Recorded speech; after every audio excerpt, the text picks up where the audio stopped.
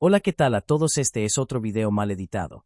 En esta ocasión veremos cómo jugar The Legend of Zelda Twilight Princess en PC, usando Dask. Solo debemos ir directamente a la página de Dask para poder descargar el programa. Una vez descargado lo descomprimimos y añadimos el archivo de nuestro juego original de GameCube. Di no a la piratería.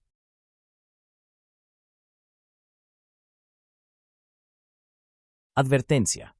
Para poder jugar de manera adecuada, tu tarjeta de video debe ser compatible con DirectX 12, de lo contrario será injugable.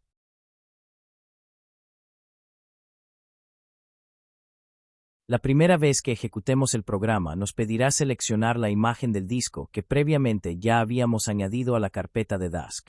Después de seleccionarlo, solo queda disfrutar del juego.